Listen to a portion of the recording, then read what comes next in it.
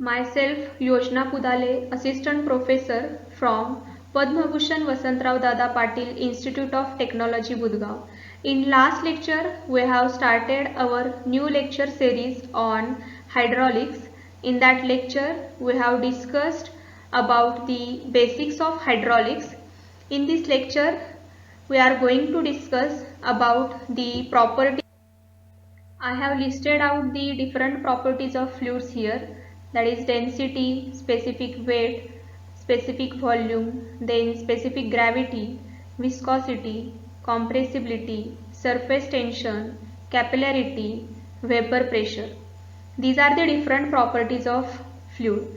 Why we have to discuss or study these properties of fluids? Because the properties of fluids determine how fluids can be used in engineering and technology.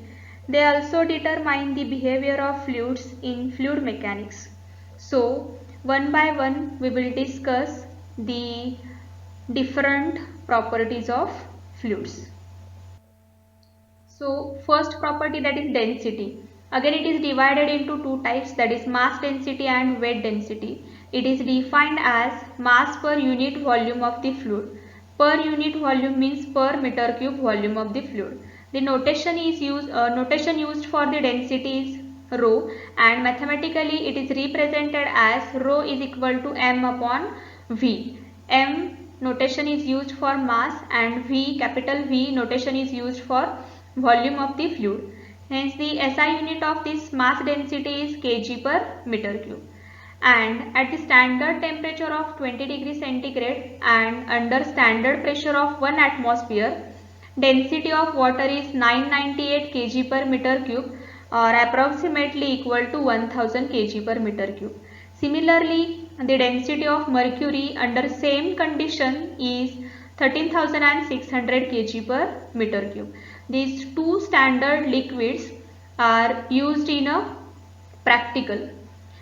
Then see here, the diagram shows a glass having water and ice cubes. Why does ice float on the water? Because the force per unit volume of ice is less than force per unit volume of the water. Means force per meter cube of water is greater than force per meter cube of ice. Hence, the ice floats on the surface of this water. So the second type of density, that is weight density, or it is also called as a specific weight. It is defined as weight per unit volume of the fluid. The word mass is replaced by weight here, and it is denoted by small letter w. Mathematically it is represented as capital W divided by V.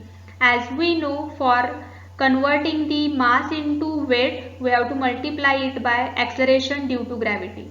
Hence, the W is replaced by mass into acceleration due to gravity, that is m into g divided by v. And from the definition of mass density, m upon v, that is nothing but the rho. Therefore, the equation becomes small w is equal to rho into g, where g is nothing but the acceleration due to gravity and its value is 9.81 meter per second square. The SI unit of weight density is Newton per meter cube. The weight density of standard liquid, that is water, is 9790 Newton per meter cube, that is approximately equal to 9810 Newton per meter cube. Here we have multiplied the mass density by 9.81, then we get the value of weight density as this much. Similarly, the weight density of mercury under same condition is 1,33,416 Newton per meter cube. Then second property, that is specific volume. It is defined as volume per unit mass of fluid. Here we are defining it as volume per unit mass, means per kg of fluid. it is opposite to the mass density, or it is reciprocal of the mass density, and it is denoted by small letter v. Mathematically, v divided by m, that is capital V divided by m, and that is nothing but the 1 upon rho, means it is reciprocal of mass density. Hence the SI unit of specific volume is meter cube per kg, and this property is commonly applied to the gases. Then third property is specific gravity, or it is also called as relative density, because it relates the density of any fluid with the standard fluid. Hence the definition of specific gravity or relative density as the ratio of weight density or mass density of fluid to the weight density or mass density of standard fluid.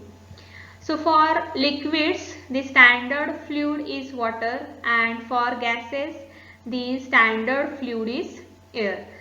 The specific gravity is denoted by capital letter S, and in numerator and denominator the unit is same. Hence the specific gravity is dimensionless quantity. Mathematically it is written by capital S is equal to rho of any fluid, or W of any fluid divided by rho of water, or W of water. So the specific gravity of water is 1. Specific gravity of water is 1, because in numerator and denominator we are considering the fluid as a water, means both values are same, means the specific gravity of water is equal to 1. Similarly, by putting the weight density of mercury and weight density of water in this formula, we will get the specific gravity of mercury as 13.6, and this figure shows the pycnometer. This instrument is used for calculating the specific gravity or relative density. Then fourth property, that is viscosity. Again this viscosity is divided into two types, that is dynamic viscosity and kinematic viscosity. Already in last lecture we have discussed the difference between the dynamic, kinetic and kinematic. So let us see the first viscosity, that is dynamic viscosity. It is defined as properties of fluid which offers resistance to the movement of one layer of fluid over another adjacent layer of fluid. Means that is nothing but the resistance offered by one layer of fluid over another layer of fluid. That is called as dynamic viscosity. For calculating this dynamic viscosity, we have to consider the Newton's law of viscosity. How it states, or what is the statement of Newton's law of viscosity? It states that the shear stress on a fluid element layer is directly proportional to the rate of shear strain. So first of all, what is mean by the shear stress and what is mean by the shear strain? Stress is nothing but the resistance offered by the body to the applied force, and strain is nothing but the deformation of that body. Means after application of body, the shape and size of body changes, that is called as strain. Here we are considering the shear stress and shear strain. Means applied force is shear force, and due to application of this shear force there is a change in dimensions or shape and size of the body, and that is represented by the shear strain. Hence the mathematically it is represented as tau is directly proportional to the du by dy, where tau is nothing but the shear stress and du by dy, that is nothing but the shear strain. When we are removing this proportionality sign, then that is represented by mu, means your equation becomes tau is equal to mu into du by dy, where mu, that is proportionality constant, is nothing but the dynamic viscosity. Means for calculating the dynamic viscosity we have to study this Newton's law of viscosity. So see here, the diagram shows the velocity profile. On x-axis we represented the velocity, it is represented by small letter u, and on y-axis there is a y, means distance from the bottom, and this curve shows the velocity profile. Means as distance increases from bottom, the velocity increases, or when distance decreases, the velocity also decreases. Hence it is the curve. The consider here two layers, that is first one is having velocity u and second one is having velocity u plus du, and the distance between these two layers, that is represented by dy, and the velocity difference, that is represented by du. Means this velocity difference divided by distance, that is nothing but the shear strain, or it is also called as the relative strain, and the shear stress, that is nothing but the resistance between these two layers of this fluid. These two layers are flowing towards the right, and the resistance created by the bottom layer on top layer, that is in left direction, or by top layer on bottom layer, again it is in left direction.